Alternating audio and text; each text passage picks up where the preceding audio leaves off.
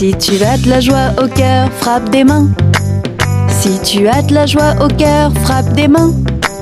Si tu as de la joie au cœur, si tu as de la joie au cœur, si tu as de la joie au cœur, frappe des mains. Si tu as de la joie au cœur, frappe du pied. Si tu as de la joie au cœur, frappe du pied. Si tu as de la joie au cœur, si tu as de la joie au cœur. Bonjour les amis, bonjour tout le monde et bienvenue sur la chaîne École de Dimanche avec votre monitrice internationale Yadespina. Dernièrement, nous avons terminé la session témoignage. J'espère que vous avez été bénis et que vous avez tiré de leçons par rapport au témoignage.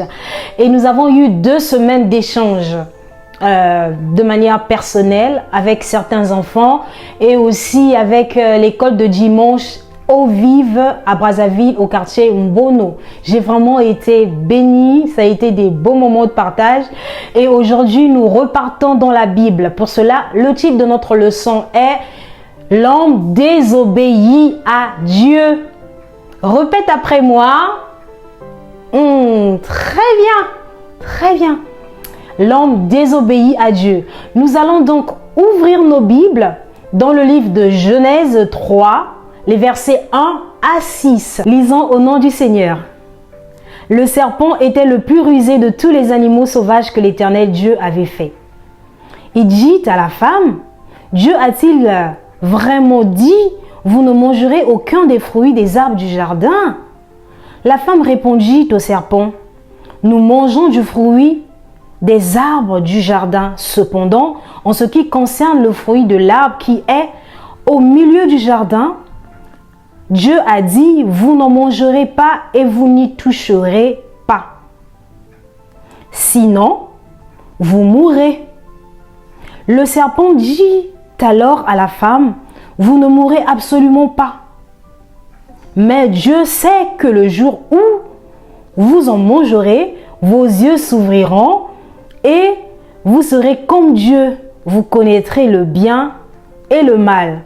La femme vit que l'arbre était porteur de fruits bons à manger, agréables à regarder et précieux pour ouvrir à l'intelligence. Elle prit de son fruit et en mangea. Elle en donna aussi à son mari qui était avec elle et il en mangea. Amen. Alors j'espère que vous n'avez pas oublié qu'il faut toujours prier. Ah, vous croyez que j'avais oublié, mais non les amis.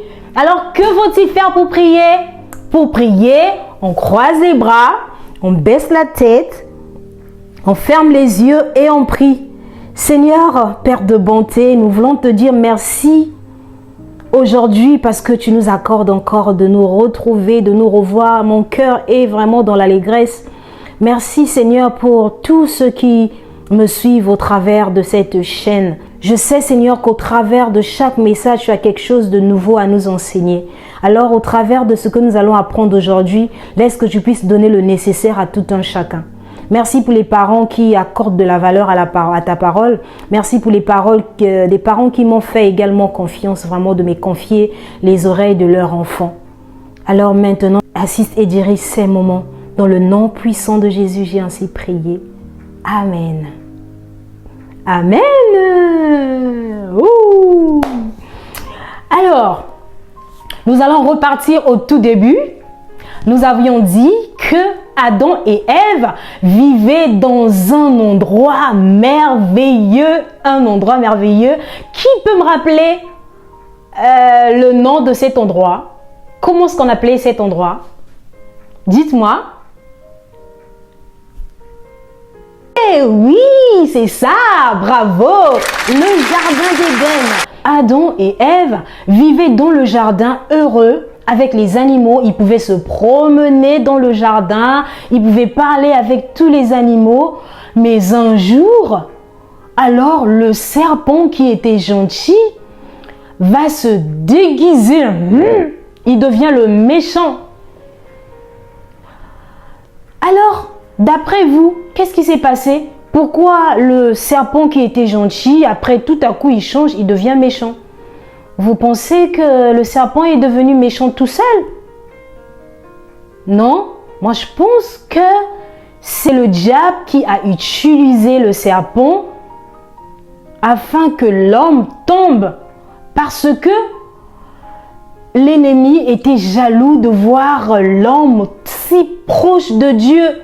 Alors il a voulu faire tomber l'homme. C'est alors que le serpent va se déguiser en méchant et va donc dire à la femme: est-ce que Dieu vous a interdit de manger les fruits de l'arbre dans le jardin? La femme répond: non, le Seigneur Dieu, il nous a permis de manger tous les fruits dans le jardin, mais sauf de l'arbre qui est au milieu du jardin. Vous vous souvenez, hein? Dieu avait donné une règle. Il avait dit de tout manger, mais sauf. Alors, c'est à cette règle-là que Adam et Ève vont donc désobéir. Suivons la suite de l'histoire. La mouche passe, attrapée, chier, dans la bouche, non, dans la poubelle, oui. Nous ne savons pas de quel fruit il s'agit, hein, parce que la Bible ne nous le signifie pas. Alors, Ève, lorsque Ève va voir le fruit, Ève dit: mais c'est bon, ça a l'air bon, parce que vous voyez, hein, lorsque quelque chose, ça frappe à l'œil. Donc, lorsque Ève va regarder, Ève a dit que ça doit être bon, assurément, parce que ça présente tellement bien que je dois goûter. Et Ève a été séduite, Ève a été tentée, et c'est là que Ève va prendre le fruit, va en manger et ne va pas s'arrêter là, va aussi appeler son mari pour manger ensemble. C'est là le péché. C'est là la désobéissance. Ce que nous retenons de cette histoire, c'est que Dieu est notre autorité et que Dieu, il sait ce qui est bon et mauvais pour nous. Donc, nous devons lui faire confiance. Nous devons donc faire confiance à Dieu, mais pas seulement à Dieu, nous devons faire également confiance aux personnes que Dieu a mis devant de nous, autour de nous, pour nous encadrer, comme les enseignants à l'école, les professeurs, les parents à la maison, vous voyez, et à l'église, les pasteurs, les enseignants de l'école de dimanche. Donc nous devons les respecter et les honorer, les obéir. C'est ce que nous devons retenir. Notre verset à apprendre se trouve dans Romains 3, le verset 23, et dit ceci: tous ont péché et sont privés de la gloire de Dieu. On répète, notre verset à apprendre se trouve dans Romains 3, le verset 23, et dit ceci: tous ont péché et sont privés de la gloire de Dieu. Bravo les amis! Nous sommes à la fin de notre séance. Je ne vais vraiment pas vous laisser comme ça. Je vais terminer par un quiz. Et qui peut me dire c'est quoi le péché? Le péché, c'est la désobéissance.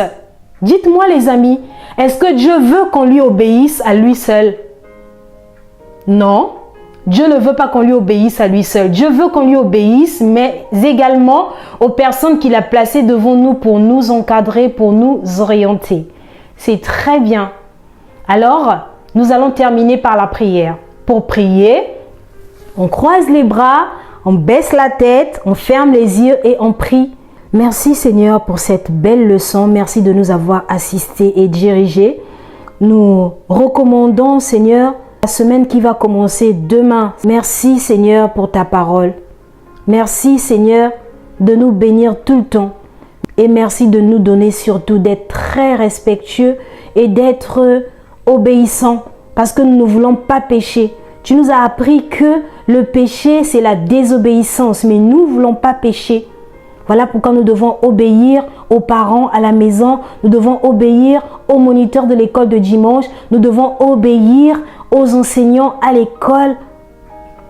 Merci de nous apprendre cela et nous savons que tu vas nous aider aussi à mettre cela en pratique. Dans le nom puissant de Jésus, j'ai ainsi prié. Amen. On se dit au revoir et à très bientôt dans une prochaine vidéo. Abonne-toi, appuie sur la cloche de notification, partage et like la vidéo.